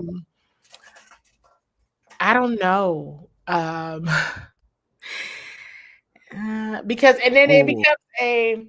So I asked the question, and I don't know if you want to drop the link in the chat. If folks have questions, we're gonna do the one. It's the one. If we haven't answered it yet, have we answered all the start questions? Because I'm about to get to it. Some of them redundant. And definitely feel free to pop on. But I'm definitely in a I don't know space.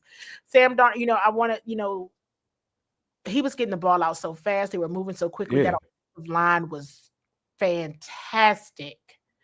Oh, they were so good. Mm-hmm. I'm gonna tell you, being able to be objective in this business is really helpful. Mm-hmm. Because you can be like, whoa, what is going on here? But still be thoroughly impressed. Mm-hmm. And you're a lot of times for quarterbacks, your success lies in the success of your offensive line. And a lot of reasons why Sam Darnold is having the year that he's having is because of that offensive line. And the night that he had last night was because of that offensive line, because the defensive line wasn't getting anything. Yeah, I'm telling you, and that offensive coordinator may be getting a job shortly too, the way he's coached that offense up. The question from Trent, do you guys think our DC and do you guys think our DC and will stay for next season? I guess I said, I guess he was saying, what do we think of the DC, and do we think he's gonna stay stay next season? That's my guess. I don't know. I mean, I can give my guess, but yeah. I'm gonna just keep watching. Just keep watching. I'm gonna just keep watching. It's week 9. Just keep watching. Let's see if this move down to the field so people can hear each other. People minimize. In my opinion, there are some people that minimize miscommunication. No, I think it's important. I think communication is important. It's important. Like context. Yeah. I just think that talking about. Yeah. It could be detrimental. You ever like it's almost like having an argument or having a whole debate with somebody, and the reality you didn't understand what they were talking about in the beginning. Basically. What they're talking about. You're like, oh, that's what you meant. Oh, so yeah. No, I think that you're right. I think communication is very important. I think the issue that I have when it's always talked about communication is something that, all right, just like if you're a teacher, if you're a coach, teacher, or whatever, eventually if you keep having that same issue, you can't just say it's the communication issue with like the players. Eventually you're going to say it's something that I'm communicating that's not getting through. That's how you got to look at it. You can't just say it's the players aren't communicating, whatever. If it keeps happening, like, all right, if I'm teaching this kid and this kid is trying, and you can tell he's trying, and for some strange reason it's not coming through, then it's like, all right, I got to find a better way to communicate with this kid. For that kid to do what I need this kid to do to get the answer right or whatever. Like I need to communicate better. It can't be we're not communicating on the back end. We can't keep like if that keeps happening. If that was a thing that happened once or twice, yeah, I'm with it. Like I get it. But when it's redundant, then it's like, all right, I gotta do something better to communicate this properly because they're not getting it, and I'm not. It's either. It can't now just be them. It's got to be I'm not doing something on my end to help them out. That's where I'm at with it. That's right. And that's the role of a leader. Yeah. Right. And I see a question here that says miscommunication or a bad communicator. Well, we don't know because if you're communicating through the headset, you're gonna find out when he's down on that field.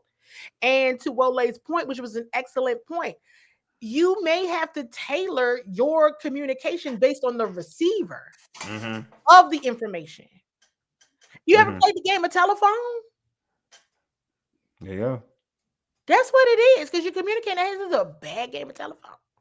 Oh, yeah. That's what it looks like. That's why I think it's happening. This is a bad game of telephone. You hear that? Yeah. What did you say? Or what did you have to really, those things matter so much.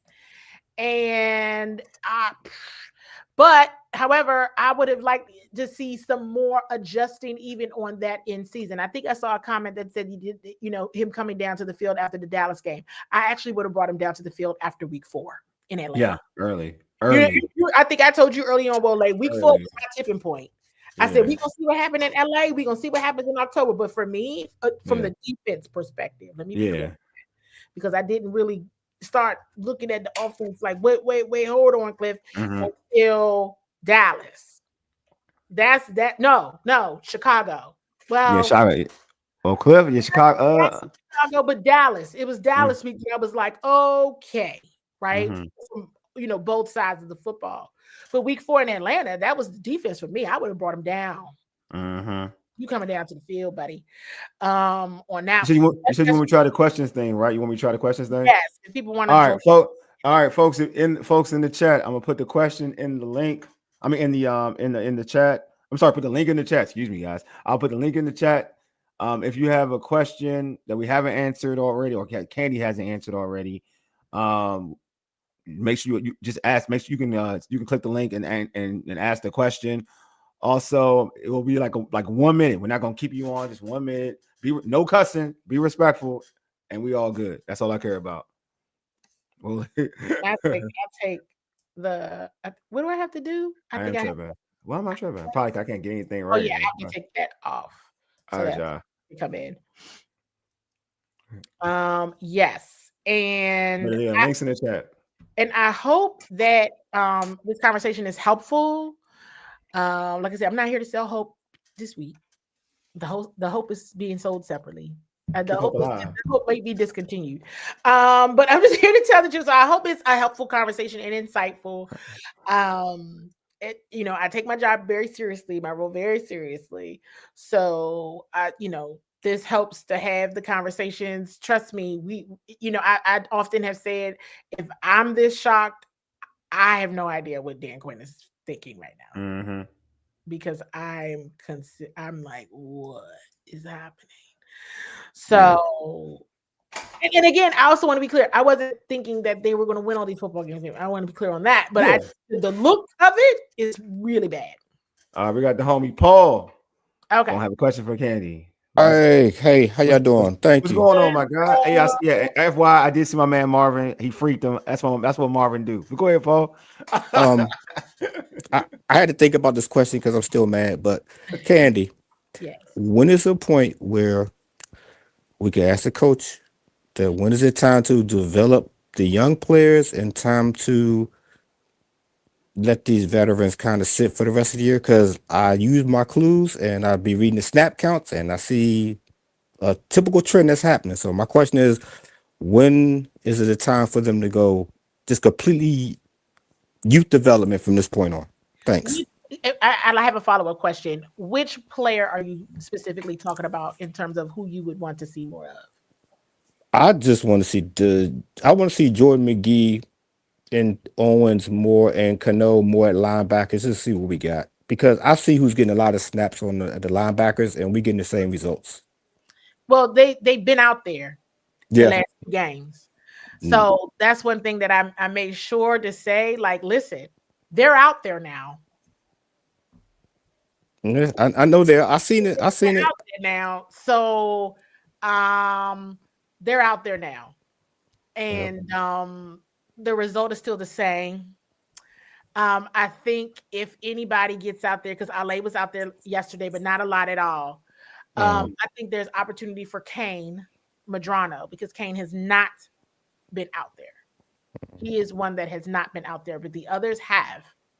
And if there's communication issues, they gotta figure that out. Because while yes, the younger guys can get that burn, get that play, which they're getting, now they're getting at least the last 2 games. Kane still has not been incorporated into that mix at all defensively, and they got to fix that communication issue, because then you're putting your young guys in a bad spot. If you're putting them in a really bad spot, if you're putting them out there understanding and knowing there's communication issues. Right. My thinking was sometimes other. Yeah. My thinking was the athleticism will sometimes cover up for their lack of communication thereof. So that's all. Yeah, it's a bit of this is the last 2 weeks. It's again, what came first, the chicken or the egg? Because right. I understand. Tyler had some tough moments last night.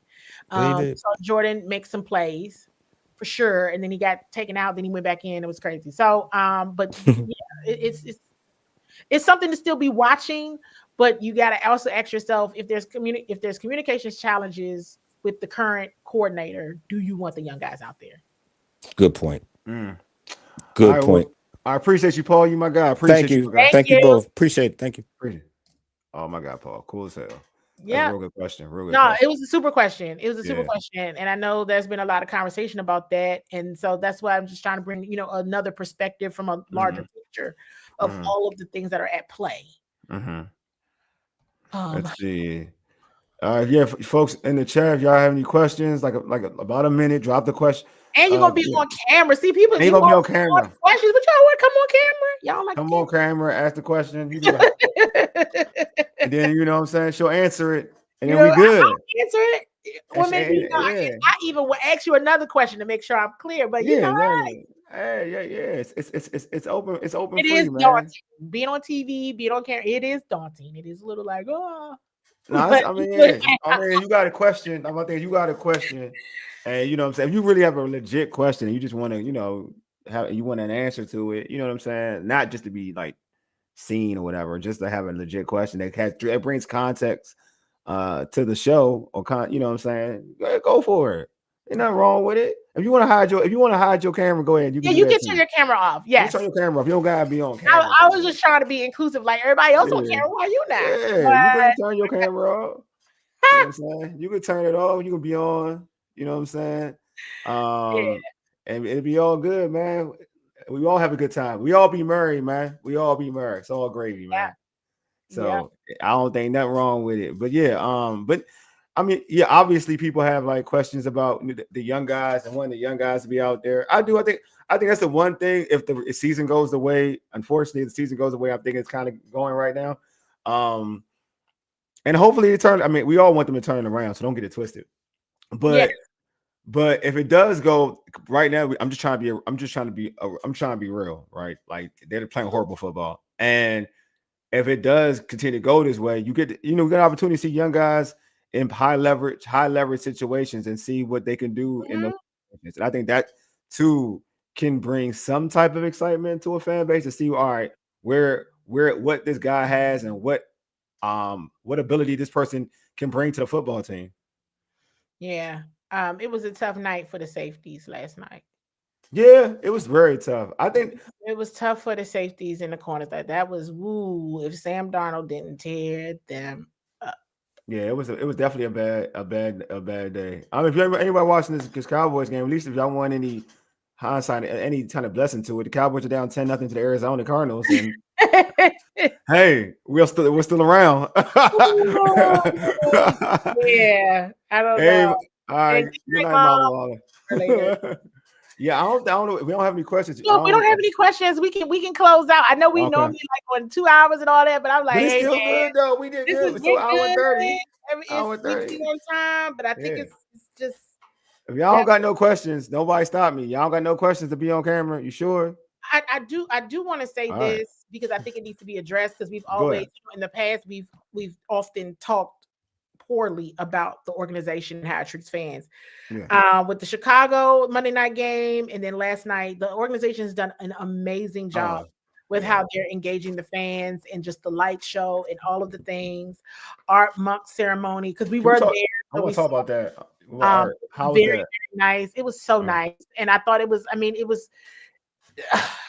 it just had to happen on Art Monk night. And I think I made a joke like, please don't do this. Don't do this. Don't do this on Art Monk night. But it was going to happen. And so it was a beautiful night. That aesthetically, fans, you're there. Just God bless you for real. You showed up amazing. And so it just, that was tough there that happened. I thought it was super dope that the posse were honorary captains. It's awesome. That was really, really cool. And it was just cool that the posse was there for our month. So bright things there. And so Trey Amos. Trey was hurt. He said he didn't look. Yeah. His hip injury. He went hip injury. And then he came back in, and it's interesting because Percy had a hip injury as well. I mean, Trey got juked a little bit out there. Like, man, no, man. They weren't discriminating. Seattle was not discriminating. Listen, they were not discriminating. Everybody, they all look bad. I'm be real. Seattle did not discriminate. Everybody, they were like, everybody can get this work. Watch this. There you go. Y'all want to receive, or y'all want to receive? You sure about this? Okay, all right. Yeah, it was they did. They was definitely not discriminating at all. Like that's what that was saying. Everybody have it. They were like, you want this, you got it. Hey, Trey, you've been having a really good year. Don't worry, we got you. Great year, but guess a great year. He got it. Question for super chat. They want to end the show. I don't know. I'm gonna tell you, trade deadline. It'll all be over. Who gets traded tomorrow? I don't know. I think I don't know. I don't know. I've kind of stayed away from that. Trade talk. Because Kenny had unless you're trying to get more draft picks. You absolutely need those. Yeah, that's the only thing. That's what I'm thinking. Draft picks, but like actually trying to like salvage the season at this point. I mean, like okay, but why? There you go. No, you're right, Candy. Candy, you're right. You're right. You're right, Candy. You're right. You know, it's what do you have that someone else wants? Okay, you're Deron Payne. You know, that's for picks though. It'd have to be for picks though. At this point, there's too many injuries here. That wouldn't even be fair. Yeah, it wouldn't even be fair to bring somebody of status here. But nah, Trey Amos ain't going nowhere. But everybody but probably Trey Amos. And y'all know I love Mikey, but Mike had to pick. I think Mikey had a pick. Yeah. I'm happy for Mikey. And Mikey Yeah. said a couple picks now. I think 3 on the season. Mikey got 3 picks. He got 3 picks this year. On the season, but his numbers have not been good. No, Mikey got interceptions. He hasn't been great in coverage. Exactly. Mikey's but his numbers exactly. Agreed. Mikey, his numbers just haven't been great. I agree with that. You're not gonna hear me as a Mikey supporter. His numbers, his interceptions numbers are good, but in terms of like coverage, he's not been the same Mikey. But I will say this though, and it sucks that I feel bad for Marshawn Lattimore. I do feel bad for him for his injury, but I do think that for Mikey will probably be playing better now. I think I think Marshawn was the victim of more explosive plays, but from a numbers perspective, he had better numbers. No, he's better numbers than Mikey. I'm not saying that. But I think I was just saying it out loud. I think because of the explosive plays we're targeted there, and like the PIs, of course. Yeah. But like, I think Mikey now on the outside is going to be a better player. Like, we're not going to be Mikey on the inside. Like, he will be more comfortable. That's what I'm like. He will be a better, impactful player on the outside compared to what he was on the inside. That's like my. I felt like we're going to see the Mikey we saw last year. Put it that way. And let's be clear, the whole team got smoked. Like, this was not one player mess up. Yeah, player mess up, position group mess up. Mm-hmm. Seattle beat them down. Yeah. They lost position group matchups, individual matchup. They just lost. And I saw a question earlier about coaching. Coaching what? There's a lot of questions about coaching. About getting out coached or something. Did we read that one? I felt like I saw that somewhere. Maybe it was a while ago. But I'm gonna say this. I want to say this, and this has also been a recurring theme after the Green game. This is very clear. Thank you so much. Thank you. Sure. I appreciate that. I really do appreciate that. Seriously, I try to take my work in my journalism. I take it seriously. Well, Lane knows that about me. Yeah. Yes, the movie Casino. It was real bad. It's on Paul. That is hilarious.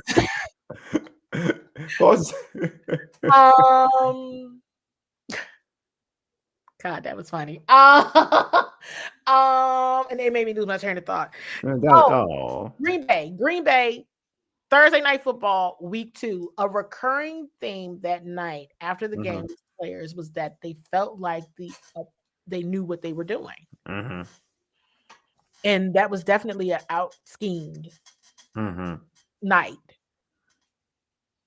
But again, if Green Bay did it, if it's on film and somebody else did it, what makes you think? Somebody else isn't going to do it. And every week you're losing players. So along with losing of players due to injury, it's taken away from your creativity and your ability to adjust, because now it's like you legit don't know what to do. It's taking your swag with it. So no. Definitely. I felt we've seen a difference, man. Like it is what it is. Like whatever happened, I don't know if it was kind of like obviously living off of what they did last year or whatnot. Something's not the same. So anywhere, anytime, all that. And all that time, like you said, your mantra. Yeah. I appreciate Coach acknowledging. I know it's inconsistent, so it doesn't look like. Yeah, but that's the problem. If I've confirmed that you all are speaking in these mantras still doing these things, but it don't look. It ain't matching. That's what it. I guess like that's, and I think that's what some of the people, some of the fans who are like now critical, in this, especially in this chat, they're more like, all right, they're dope mantras, and there's something we all kind of can go with from last year, but this year it ain't matching up. It ain't matching up. So I mean, right. And you've been in this area and being, and covering this team for a while. I hear. Oh yeah, DC Slim. Thanks for super chats, DC Slim. He said, "Can you tell the cliche Dan to stop playing in our faces and fire Kangaroo Clipper prevent wit if he wants us to take him serious?" Yeah, I know I'm not gonna do that. I cannot believe Frank. I'm sorry. I'm still reacting. I'll say let me say for DC. They didn't be getting that hip drop tackle has happened to Jayden. I know that. That's everybody's talking about it. They get mad at that. Yeah. 3 times. Like 3 times. They said 3 times. I mean, That's what Shelly said. Shelly said it earlier. She said it happened about three times to Jayden. Or the 3 times he got hurt, I think, was like hip tackles. That's gonna be an interesting research project for myself. Yeah, I mean, I'm interested. Well, I think Wednesday's gonna be an interesting one when y'all have that. It's Wednesday. Y'all speak to Dan, or is it Thursday? Wednesday and Fridays. Yeah, Wednesdays and Fridays. All right. So yeah, I think that's gonna be an interesting question about like how Dan feels about Louisville getting hurt and knowing that's happened to Jayden a few times. I don't know. Because it has happened to Jayden. Absolutely. Because at this point, I don't know what the hip drop tackle is. Because I'm like, well, wait, that's the same move dude put on Jayden. Alyssa has a question. Says DQ voice getting stale? That's a question. After a year? Like, I mean, that's my thing. It's like it's not like it's old. Yeah, I'm that like he's like I mean, because obviously when you start, the thing is like when you're getting, I'm not gonna say he's getting stale, so that's not my opinion. But it's like when you're getting blown out. I get why fans and fans of the team would say that, because when you start to get these type of beatings, then that's the first thing you think, like, oh man, that's not going through to the players, right? When, for instance, and not to say it's a different culture, it's a different culture. Like when Jack Del Rio started getting like 50, 40, whatever, folks are like, oh, he lost the team or whatever. So like he lost the defensive side, you know what I mean?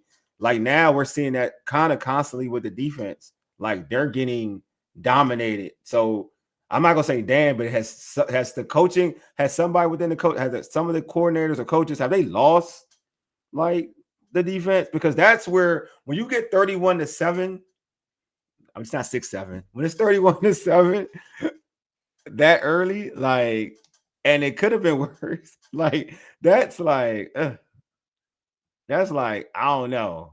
I get that question. I understand the question. I'm not saying I understand that question. That is an abrupt change. Yeah. From a staff and people. I don't know. You would have to tell us who said that. What, Candy? When is it at time? Who said what? What are you talking about? Beat reporters tweeted, this is the kind of stuff.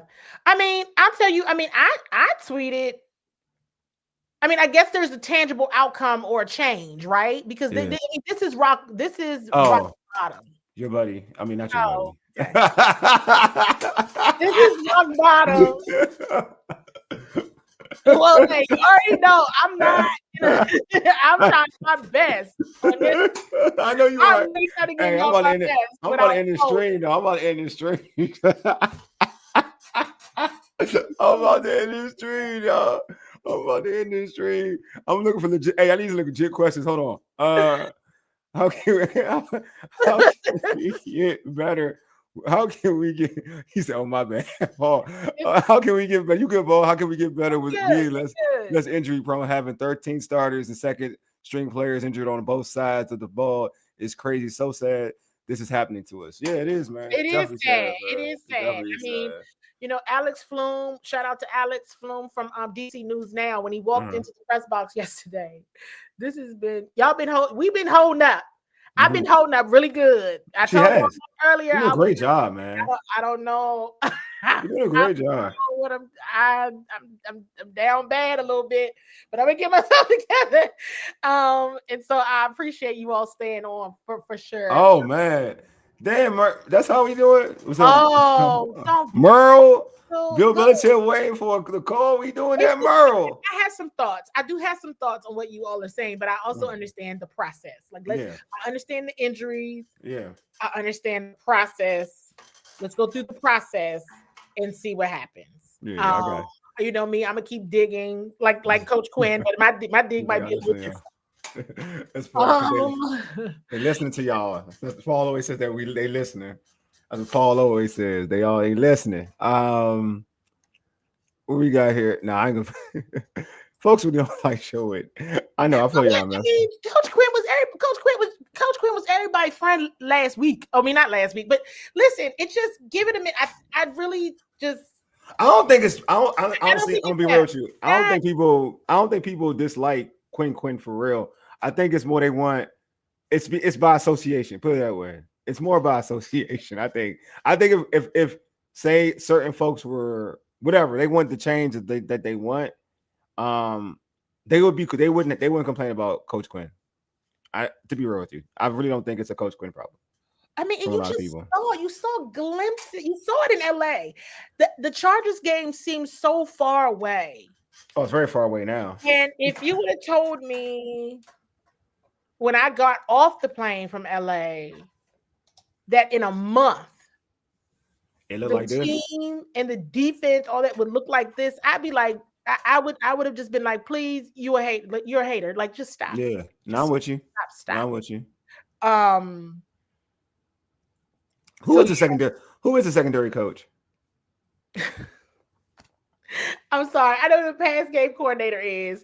It's Jaxon Simmons, but I'm just like, I don't know. Y'all are asking me questions. They in it. They in it right now. Now I'm just like, y'all been doing good on these questions. Y'all are I'm starting to give way a little bit. Who is like, because that used to be Joe Witt's job. His name's Tom. Yeah, his name's Tom. Donatel. All right. Donatel. Okay. But y'all go. Jaxon Simmons is the passing game coordinator. On the defense? On the defense? Yes. Mm-hmm. Oh, okay. Jaxon Simmons, yes. That's a defensive position for coaches? Oh, I didn't know that. Okay. Pass game coordinator, I think. Yes. Okay. He works with the secondary. He works with everybody. Oh, okay. Okay. Yes. At this point, I'm like, I don't know. Off of last year. I don't know. Off of last year, or missed the mark and ignored ongoing issues. Yeah, it seems like it. What that say? Which one? Trent says off of last year or missed the mark and ignored ongoing issues. Absolutely. I think that's 1,000%. We said that earlier. Yeah. A lot of the issues that they had were met. Remember, I said that about the Hail Mary game. You did say that. You said it like that was a bad, yeah. That game was the gift and the curse because there was so much wrong in that game. But because of the Hail Mary, it was forgotten about.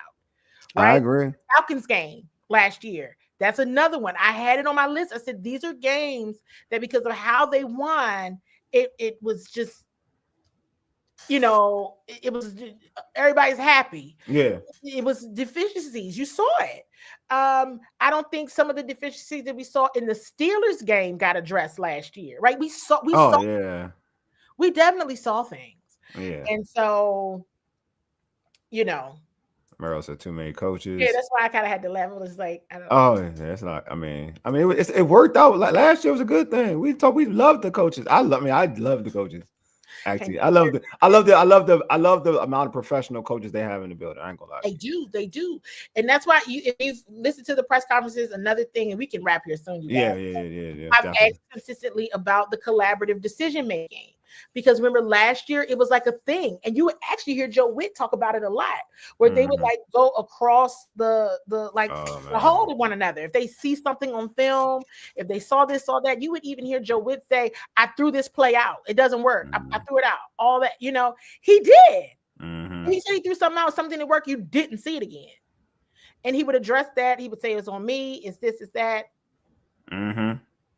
Then you got a question. This I like this statement right here, though. I ain't gonna lie. This question from the real Benjamin says 19th ranked defense 2024, which you like, and the 32nd ranked defense in 2025. The change is too drastic. The change is too drastic, too fast. It's too drastic in a very short period of time. Yeah. Not Joe Del Rio. Not Joe Del Rio Witt Jr. That's messed up. That's messed up. All right. Okay. All right. So we should wrap the show up there. I think we're pretty much done. I think we've kind of look, y'all. Candi came in and gave us some intel. Like what intel? She gave us some insight about what these players had to deal with yesterday. And we should all be appreciative of it. Because I appreciate it. I ain't gonna lie to you. Thank you. Because I was mad. I ain't gonna lie, I was personally mad because they disrespected my dude Art Monk, and everybody knows I love Art Monk. I love Art Monk a lot. I think have I met Art Monk before? I think I met him once. I met Art Monk once. So, and I was so geeked and boosted when I met Art Monk. You know what I'm saying? So I think Art Monk is one of the best. And growing up, he's one of my favorite receivers of all time. And for that to have, I hate that when we do that, when we have a special night and our players, like I can lose a game like last minute or something like that. But when you get dragged in a game that's a game that's for Art Monk like that, nah, I don't really like that. That bothers me. Like that really bothers me. So I was disappointed in that. I do want to ask that question. Like, did you get that vibe from the fan base? Like they were like, not that they lost, but like they disrespected the great Art Monk on that particular night. A lot of fans were leaving before that game. Got you. Oh, okay. Say pretty much. Okay. Candi and Doc Walker, the realist. Oh, that's up, DC Slim. You a beast, bro. Thank you. I like about DC Slim. He a real one. I do like him. We don't agree because he's like real, like he a militant. Like he like fire everybody. I'd be like, all right, damn, bro, you the man. But I like that he a supporter, bro. He a real one though. Yeah, when he's on it, like we had him on like a call-in thing too. What I will say, I'm giving you flowers, man. Like he has points though. They're not ignorant points. You know, you got to be able. He got points, man. He got good points. I will say that. You got to be able to hear everything. Yeah. But I made it. Our travel to Dallas, as long as they're safe, you know, it's fine. Yeah. But our travel to Dallas was horrific, but we all got there safely. But I told myself, I said, you know, because it's a balance. It's a hard balance. Know people personally. I mean, Wole, if I wouldn't want nobody talking bad about you out here. Yeah, I'm ready to jump in the chat and go, you know, so it's the same energy that I had. You can't be talking, but I have a job to do. And I told myself the Dallas game, I said, now if this looked like I think it might, we gotta do this. We gotta do our jobs. I gotta do my job. Because I had too many questions and it doesn't make sense. I ain't gonna lie. I'm watching this Dallas game. I ain't gonna lie to y'all. And this is what makes me mad. Like Arizona is doing whatever they want on this defense. Everybody, look. I ain't gonna lie to y'all. We made Dallas defense look really good, and everybody has made Dallas look like the defense I knew they was gonna look like.